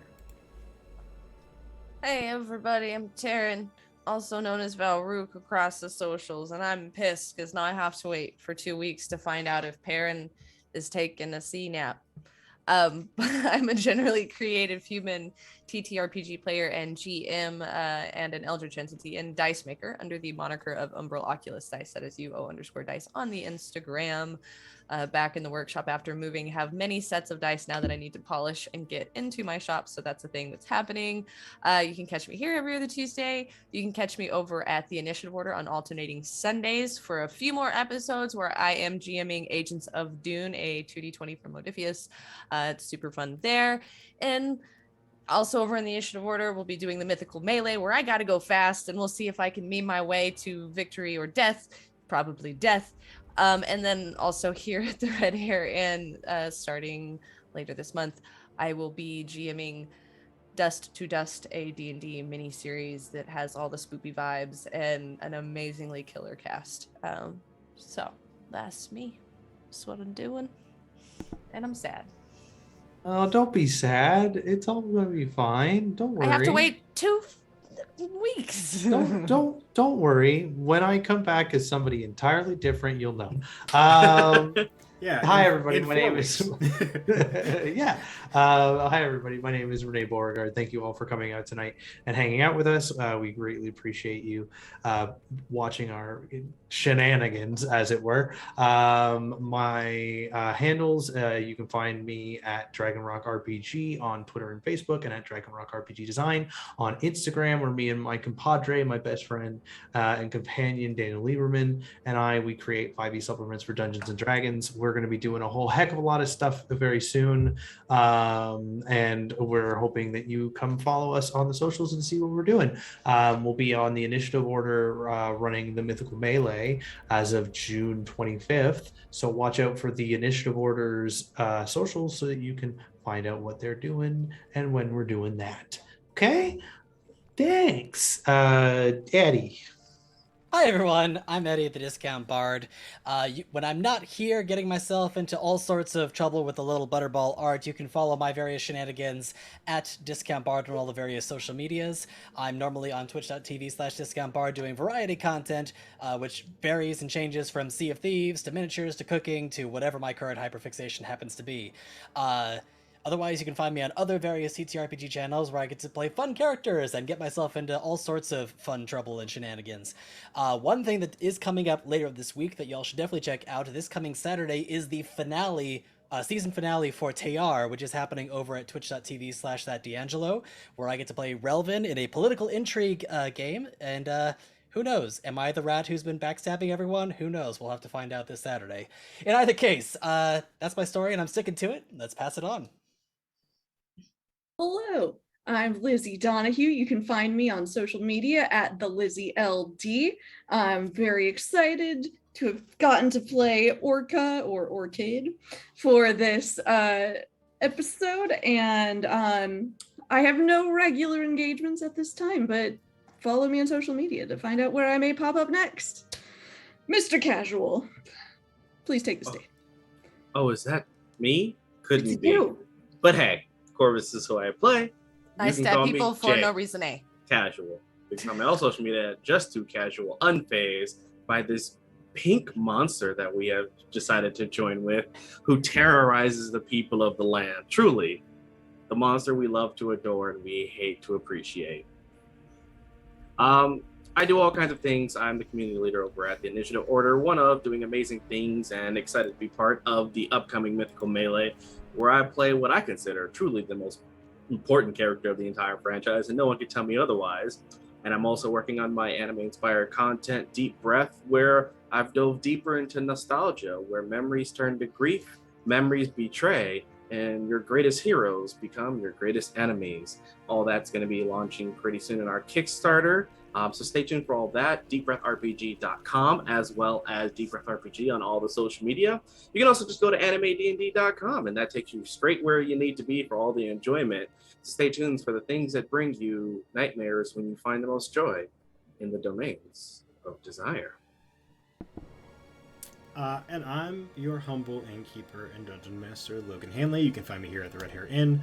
I will also be starting, I can actually kind of officially announce it because it's in 2 weeks. I will be starting Conan, a Conan RPG stream over on the Initiative Order starting July 16th at 10 o'clock in the morning. So if you want some coffee instead of ale, or just in my case, this thing full of water, stop on by at the Initiative Order for that. I'm also playing over on 225 Games, where I play a Firbolg Bard. And yeah. Oh, I'm also going to be in Mythical Melee, saying the same word for 4 hours, or however long it takes for me to kill everybody. But what word is that? You'll have to find out. Oh. Yeah, maybe just be Yoshi. It could be Yoshi. Could be Jigglypuff. Could be Waluigi. Could be Pikachu. Wow. Could be Wario. Could be, I don't know, insert another character that says their name over and over again. Dang it, I should have been, now I wish I would have picked Yoshi, kind of. That would have been fun. I forgot about Yoshi. Anyway, we're going to do the giveaway. Yes, we're going to end that shit right meow let me head on over there. We're going to close entries. We're going to pick a winner. And it's my good friend Justin. Hey, so Justin, shoot me a message in Discord. Send me your address so that way I can come to your house and we can play D&D in person. And then also I can give you a sticker. Yeah, all the way out in the West Coast. All the way out on the West Coast. But yeah, shoot me a message on Discord and I'll get that sent to you right away. Sorry. Just shoot me. That was a show in the 90s. That Sorry. was, yeah. But yeah, we're going to go raid our friend Coral over at Queer Venture Time. So yeah, give Coral some love. Get her around on the Red Hare Inn. And we will catch you guys in 2 weeks. See you in 4. Bye.